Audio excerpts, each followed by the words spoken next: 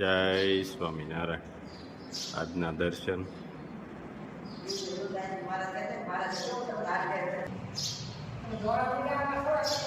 જય ગણપતિ દાદા જય હનુમાનજી મહારાજ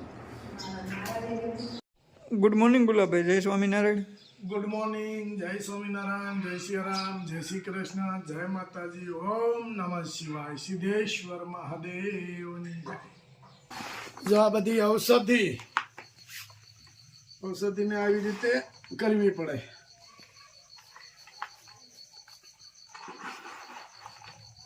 આમાં કાંટાવાળી ઔષધિ આવે હાથમાં ધ્યાન રાખવું પડે નકર ઇન્જેક્શન દેવાતા જાય બધું થાય અને બીજી ઔષધિ અહીંયા પીલાતી જાય છે ભળતી જ જાહે જેમ જેમ પીલાતી જાય એમ એમ ભળતી જાય બધી ઔષધિ તલનું તેલ કા તલ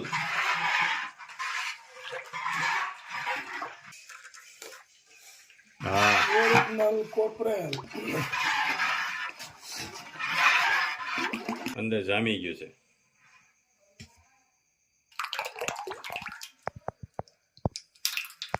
જામી ગયો કોપરેલ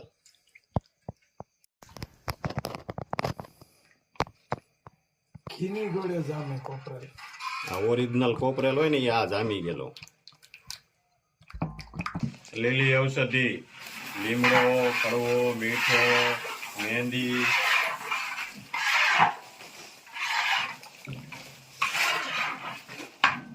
પલાળેલી ઔષધિ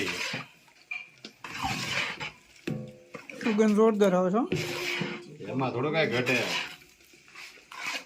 વસ્તુ ઓરિજિનલ વાપરવી છે આપણે બધાને આ બતાવવાનું હોય રિયલ જે હાલતું હોય ઈ.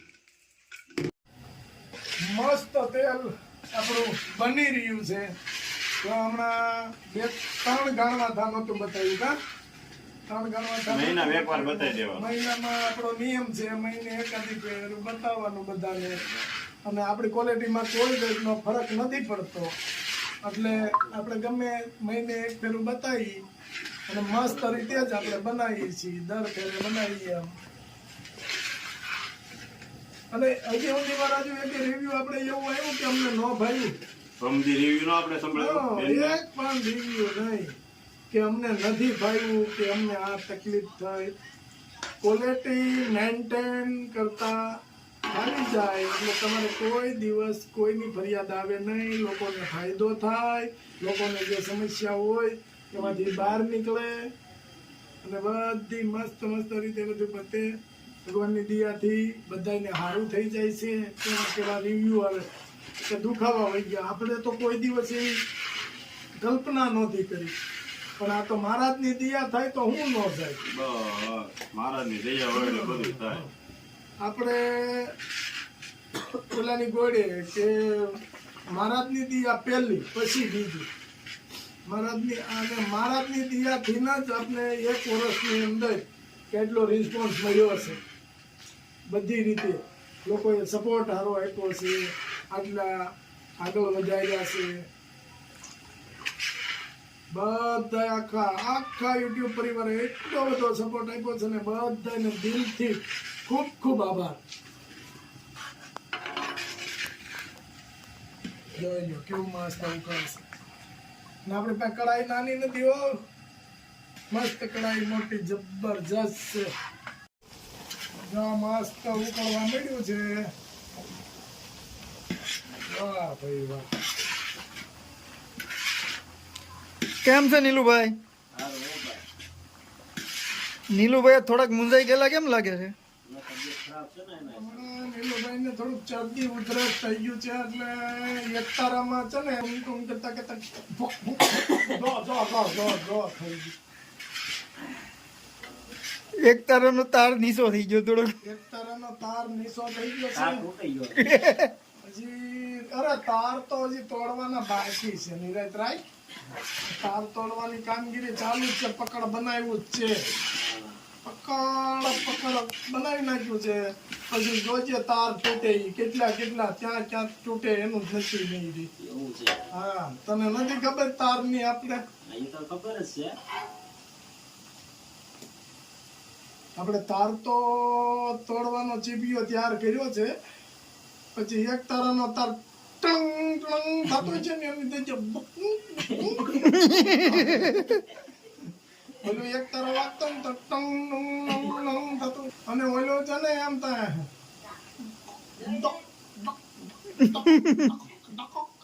પછી બધુંય ભૂલાઈ જાય, જે કઈ છે ને બધું મળશે ભૂલાવા. એક તારાનો અવાજ કેવો હતો. નીલુભાઈ ને હવે છે ને તાર તોડવા છે હમણાં. હા નીલુભાઈ, તોડી નાખવા છે ને હવે તાર, નકર તો એમાં આપણે આ શાક આબરૂ શું કરી. અત્યારે ઊંધી છે ને આપણે જોઈ લીધું પેલા એક તારાનો તાર ક્યાં કેટલો તેજ અવાજ કરે છે. એક તારો પેલા શરૂઆતમાં ટણું ટણું ટણું થતો તો મળ્યો થવા, ટુમાન ટુમાન ટુમાન મળ્યો થવા. મેં કીધું હવે પકડ તૈયાર કરવા, તાર તોડવો જોઈએ. તો ખાલી એક જરીક જ પકડ આમ ભાળ્યું ને ત્યાં ટું મળ્યો થવા. હવે પકડ આખું મારશું ને થાય, એ અવાજ આવે તો હારું. પકડ તૈયાર તો કરી નાખ્યો છે આપણે, જ્યાં ક્યાંકથી લોઢું મગાવ્યું, ક્યાંકથી રબર મગાવ્યું, એવું બધું બધી મોટી મોટી કંપનીઓમાંથી રબર ને એવું બધું મગાવ્યું. કોન્ટ્રાક્ટ આપી દીધો છે. એક ધાર કાઢવાની હેમરી મગાવી છે, એટલે અડાડ્યા ભેગો ટપ દેન થઈ જવો જોઈએ તાર એક તારાનો. એટલે એક તારાને હવે જરાક નીલા હાંસવીને રાખજે તું, તો પછી મરાઈ જાય આમાં. એટલે તમને વગાડતા નથી, હાંસવીને રાખવાનો છે. આ ચૂંટણી પતે ને પછી તાર કાપવો છે. અત્યારે શું છે, કલાકારો નવરા નથી, કામમાં વ્યસ્ત છે. ચૂંટણી 16 તારીખે પતી જાય ને પછી કલાકારો નવરા થાય ને પછી તાલ મેળવીને તાર કાપી. તાર ઘણો ખરો તાર તો આપણે મેં તાલ મેળવી દીધો છે, પછી તાર કાપીને એટલે એક તારો એને કઈ કલાકાર સિવાય ભાગે નહીં કોઈ દી, એવો કરી દેવો છે.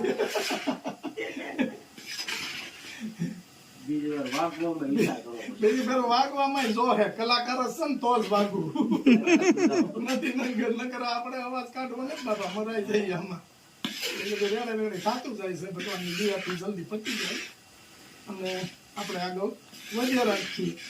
ભગવાનની દયા, મહારાજની મહેરબાની.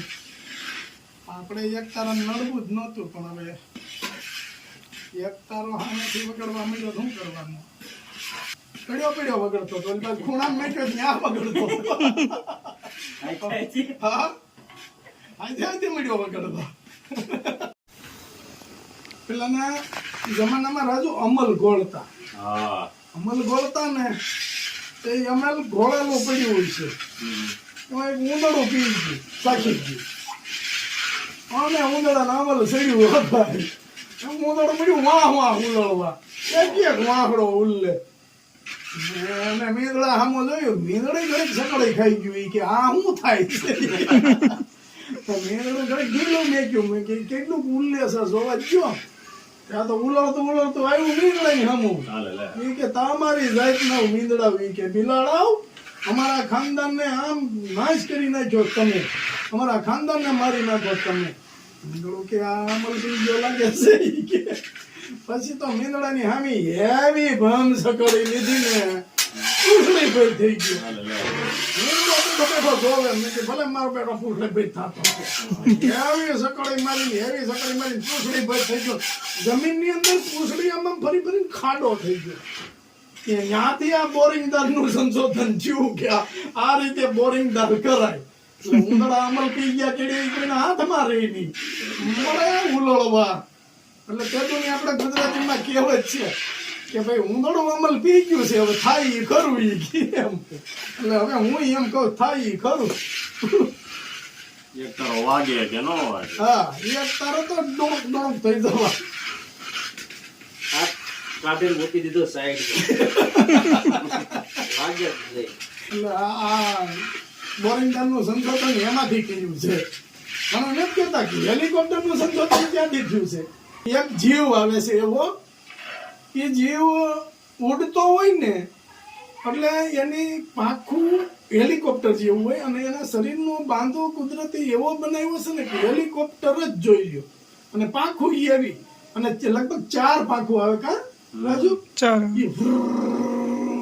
હેલિકોપ્ટર ની ઘોડે કરતો હોય, પછી ધીમો ધીમો ઉડતો હોય ને તે હુરર થતું હોય, પછી જ્યારે ફાસ ઉડવાનું ચાલુ કરે તે પકા પકા પકા ફટફટ જતું હોય. ઝીણી ઝીણી પાંખું હોય પણ એટલી બધી ગતિ હોય એની, જોરદાર ગતિ આવે એમ. અને એ એવા હમ આખું આવે તે આખું ઝુંડ હોય છે. પણ એટલા બધા ફોજી જીવ છે કે કોઈને નડતર રૂપ નહીં, કે કોઈ ફસલમાં નુકસાન કરવું કે કોઈ જગ્યાએ એની નડતર રૂપ નહીં. હવે ભગવાન જાણે કે એનો ખોરાક રહે છે એટલું બધું. જો આ ચોમાસાની સિઝન આવશે એટલે એ આવશે ત્યારે આપણે સ્પેશિયલ એક વિડીયોમાં બતાવવા છે એને. એ જીવને બહુ સીધો સાદો જીવ છે. આપણે જે પેલું હોલું આવે ને એની ઘોડે એકદમ ભોળો જીવ છે. પણ ભગવાન જાણે એનો ખોરાક શું છે ખબર નથી આપને, પણ એની સ્પીડ અને એની ગતિ એટલે એ તમારે જોઈ લ્યો તમે એક ફેરું એમ.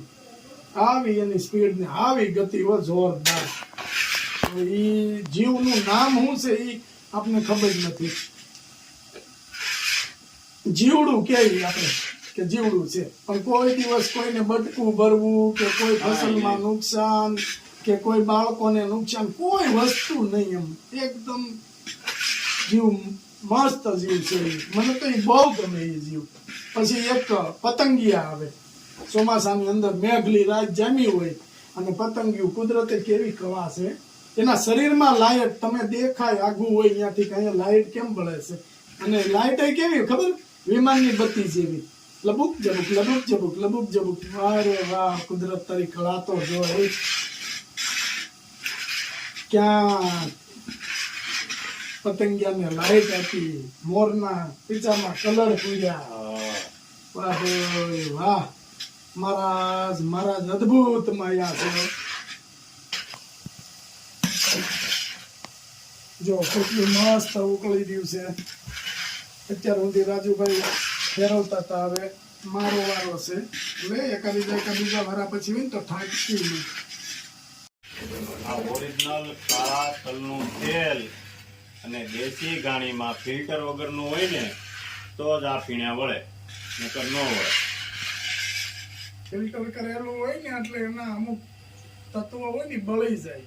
આઈસ હીટ આપે એટલે એના અમુક વિટામિનો હોય, અમુક ઔષધિ બધી પાકી ગઈ છે. ફૂલ તૈયારી છે હવે બનવાની. અને આપણે પૂરેપૂરું પકાવવાનું છે, પછી જ આપણે બંધ કરવાનું છે.